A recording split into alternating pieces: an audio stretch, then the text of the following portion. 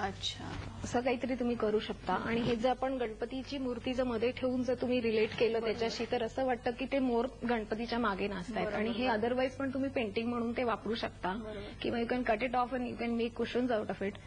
याचा उपयोग बरेच आहेत आणि ते तुम्ही कुठल्या पद्धतीने वापरता त्याच्यावर ते डिपेंड आहे. याच्यामध्ये तुम्ही वेगवेगळे डिझाईन्स ट्राय करू शकता, ऍज पर साईज करू शकता, किंवा त्या 3 डायमेन्शन साईजेसमध्ये जशी आपण ही रांगोळी केली आहे तसं जर कटआउटमध्ये जर करता आलं, नथिंग लाईक इट. म्हणजे जितकी तुम्ही व्हरायटी विचार करून ते कराल, म्हणजे तुमची मूर्ती कशी आहे, समजा तुमची मूर्ती एखाद्या वाद्यावर बसलेली आहे तर तुम्ही काहीतरी गायनाचा काहीतरी मागे बॅकग्राऊंड देऊ शकता, संगीताची थोडीफार पार्श्वभूमी देऊ शकता. घरच्या घरी तुम्ही खूप चांगलं डेकोरेशन करू शकता. थोडासा जर विचार करून त्याला थोडा वेळ देऊन जर ते करायचं म्हटलं तर भरपूर काही. आणि पुन्हा हे कापड असल्यामुळे ते वाया जात नाही. आपण ते यूज करू शकतो, दरवर्षी यूज करू शकता. इतर वेळेस पण तुम्ही हे वापरू शकता, वेगळ्या पद्धतीने तुम्ही वापरू शकता. बरोबर. आणि धुता येतं, घरच्या घरी धुता येतं, आणि त्याच्यामुळे पर्यावरणाला तसा काही धोका होत नाही.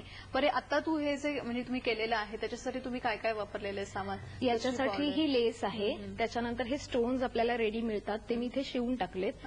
पहिले पेंट करून घेतलं, पेंटिंग झालं, पूर्णपणे वाळलं, 48 आवर्स ते वाळायला लागतं. वाळल्यानंतर मग त्याच्यावर आपण हे सगळे प्रकार लावल्यानंतर त्याचा गेटअप खूप वेगळा येतो. तर हेच प्रकार टॉप्समध्ये मी ट्राय करते. So I said why not, की असं पण काहीतरी वेगळं आपण करू शकतो. बरोबर. आणि कुठलीही कला तशी वाया जात नाही, वेगळ्या पद्धतीने अनेक प्रकारे ती वापरू शकतो. आणखी एक प्रश्न घेऊया आपण प्रेक्षकांचा. नमस्कार.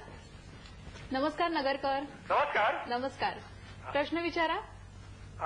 गणपतीची आपण जी निरनिराळ्या प्रकारची आसनं करता ती सुद्धा इको फ्रेंडली असतात काय, आणि त्याच्याबद्दल आपण जास्ती काय माहिती देऊ शकाल काय? नक्कीच.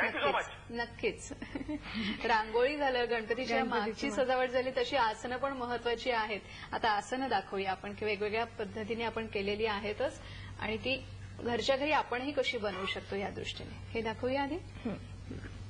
हे मी लेसेस मधनं बनवलेलं आहे. साध्या आपल्या गोल्ड लेसेस ज्या बाजारामध्ये मिळतात, एक पट्टीची घेतली, एक डिझाईनची घेतली, आणि आपण चटई जशी जनरली करतो सॅटिनमध्ये किंवा याच्यामध्ये, तशी ती विडून घेतली, त्याला बाजूनी पायपिंग लावली. ही रिव्हर्सेबल बोथ साईड यूज आहे ह्याच्यात. ही रिव्हर्स केली तर दुसरा त्याचा डिझाईनचा लुक वेगळा येतो, आणि आपल्याला दर दिवशी जर ते बदलायचं असेल तर बदलू सुद्धा शकतो, किंवा मग ह्या वर्षी जर ही बाजू वापरली तर दुसऱ्या वर्षी दुसरी बाजू वापरा. अदरवाईज पण तुम्ही म्हणजे गणपती झाल्यानंतर सुद्धा तुमच्या नॉर्मल देवांसाठी सुद्धा तुम्ही ती वापरू शकता. आणि जसं आता ही जरीची आपण वापरली तशी वेगवेगळ्या प्रकारामध्ये तुम्ही वापरू शकता. सॅटिनमध्ये पण आहेत आपल्याकडे. बरोबर. तर त्यामुळे जशी प्रत्येकाला आवड असेल त्या पद्धतीने ते करू शकतात. आणखीन आपण दाखवूया. ही एक छोटी मी रांगोळीचा प्रकार ट्राय केलेला आहे. जी रांगोळी मी त्याच्यात केली होती तशीच त्याच्यामध्ये छोटा साईज केलाय. याच्यामध्ये तुम्ही ज्या खड्याच्या गौरी येतात, काय बऱ्याच लोकांकडे खड्याच्या गौरी येतात आणि त्या तुम्हाला कशावर तरी ठेवायला लागतात. त्याच्यासाठी तुम्हाला तबक किंवा हे जे असतं त्याच्यामध्ये जर तुम्ही हे ठेवलं तर तुमच्या गौरींचा पण लुक चांगला येतो, आणि तुम्हाला सुद्धा पूजा करताना येलो कलर असल्यामुळे तुम्हाला ते म्हणजे अट्रॅक्टिव्ह तर दिसतंच, आणि तुम्हाला फ्रेश वाटतं. त्याच्याकडे बघून तुम्हाला त्याची पूजा करायची इच्छा होते, किंवा प्रसन्नता तुमच्याकडे जास्त वाटते. नक्कीच. त्याच्यामुळे मी एक वेगळा प्रकार. याच्यासाठी पण फार विशेष काही नाही. हे फक्त पेंटिंग केलंय. रांगोळीचं कुठचंही डिझाईन तुम्ही घेऊन पेंट करू शकता. त्याच्यामध्ये जास्तीत जास्त गोल्ड, सिल्वर असे किंवा जे शुभ रंग आहे जे आपण या वेळेत वापरतो ते रंग तुम्ही वापरून त्याचा जास्तीत जास्त उठाव येण्यासाठी त्याचा उपयोग करून घेऊ शकता. आणि हे गोंडे सुद्धा लोकरीचे आपण घरीच बनवू शकतो. हे सगळ्यांना येतात, अगदी लहान मुलांपासून मोठ्यांपर्यंत सगळ्यांना येतात. This is an age old thing. तर हे लावून सुद्धा तुम्ही ते डेकोरेट करू शकता. नक्की. आणखी एक प्रश्न घेऊया प्रेक्षकांचा. नमस्कार. हॅलो. हा, प्रश्न विचारा. प्रथमेश मोहिते आहे. बरं, विचारा प्रश्न. कपड्यांपासून तोरण बनवायचं आहे. काय बनवायचं आहे? तोरण बनवायचं आहे. बरं. थर्मोकोलचं डेकोरेशन आहे. बरं. तुम्ही कसं करू शकतो? बरं. कपड्यांपासून तोरण, आणि आम्ही झाडाचं डेकोरेशन करणार आहे. आम्ही कपड्यांनी सगळं झाडबीड बनवलेलं आहे. बरं. खरं म्हटलं तोरण बनवू शकतो का? हो, नक्की. खरं म्हटलं तर तोरण जे कपड्याने बनवायचं त्याचं पर्यावरणाच्या दृष्टीने चाललंय, तसंच जर आरास सुद्धा त्याने थर्माकोलच्या ऐवजी जर कापडामध्ये किंवा तुम्ही जूट किंवा पेपर याच्यामध्ये जर तुम्ही केलं तर त्याचा जास्तीत जास्त तुम्हाला पर्यावरणाच्या दृष्टीने पण तुम्ही हे डिस्पोज करण्याच्या दृष्टीने पण ते चांगलं होतं आणि तुम्ही रियूज करू शकता. नक्कीच. अजून पुढच्या वर्षी हा, नाही तर पुढच्या आणखीन एक वर्षी नाही तर वर्षाच्या आणखीन एक gap नंतर. वर्षाच्या गॅप नंतर. बरोबर. आता आपण तोरणं दाखवू. तोरणं दाखवूया. जसं तोरण आपण तसं पुढच्या ह्याच्यामध्ये हा, आपण दाखवणारच दाखवणारच अगदी आहोत. स्पष्टीकरण. पण तरी आता आता हे जरा मोठं तोरण आहे, हे तुम्ही दाराला वापरू शकता. आणि याच्याऐवजी जर तुम्हाला छोटं तोरण वापरायचं असेल म्हणजे तर हे बघा. जर थोडंसं पेंटिंग येत नसेल किंवा गणपती हा प्रकार जर जमत नसेल पण गणपतीच्या किंवा- ऐवजी हा, कोणी काही त्याच्यावर दुसरं काही तुम्ही design करू शकता. बरोबर. हे दाराच्या साईज प्रमाणे केलेलं आहे आणि छोट्या साईजचं म्हणजे तुमचं मखर जर छोटं असेल तर तुम्ही असं साधं नुसतं बरोबर. पट्टी आणि हा मण्यांचा पट्टी आणि मणी वापर आणि ते करून थोडंसं केलेलं. मेटल वापरलं की त्याचा लुक वेगळा येतो. नक्की नाही.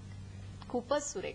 आता याच्यासाठी आणि कोणी काय करू काय शकतं. हं. थोडंसं सामान किंवा इतर आणखीन कुठल्या आयडियाज आहेत, संकल्पना, याविषयी थोडंसं आपण अधिक मार्गदर्शन पुढच्या टप्प्यात करूया.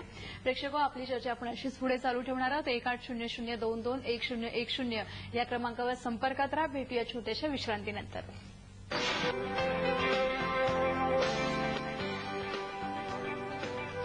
ब्रेकनंतर पुन्हा एकदा नमस्कार. झी मराठीच्या आजच्या कार्यक्रमात प्रेक्षक आपणा सर्वांचं मनपूर्वक स्वागत.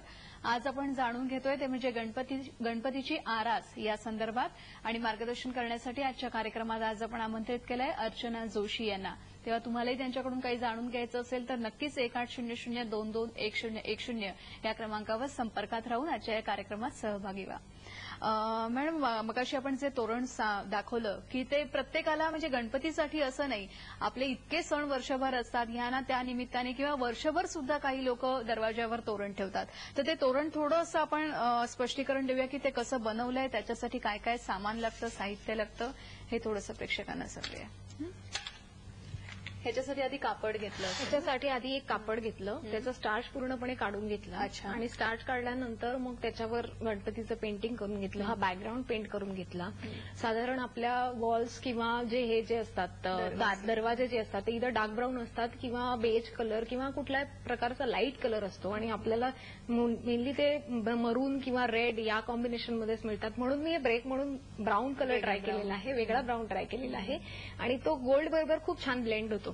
त्याच्यामुळे गणपतीला एम्फसाइज देऊन गणपतीमध्ये जास्त ब्राईट कलर्स वापरले, त्याच्यात गोल्ड आउटलाईन दिल्यामुळे त्याला पण थोडं एम्फसाइज मिळालं. त्याच्यामध्ये थोडं मटेरियल लावलेलं आहे. त्याची ती फुलांच्या आकारातला तो गणपती, मांडल्यातला गणपती आहे तो. मांडला जो प्रकार असतो पेंटिंगचा किंवा ह्याचा रांगोळीचा, त्यातला तो गणपतीचं डिझाईन आहे. ते डिझाईन आपण इथे इन्कॉर्पोरेट केलं. याच्याऐवजी जर तुम्हाला दुसरं काही वापरायचं असेल, दुसरा गणपती तुम्हाला आवडणारा, तर तो लावला तर तो वापरला तरी तुम्ही करू शकता. एकदा ते पेंट करून झाल्यानंतर सगळं मटेरियल लावून घेतलं. त्याच्यानंतर त्याच्या मागे फोम घातला. फोम घालून अस्तर घालून लेस सगळं ते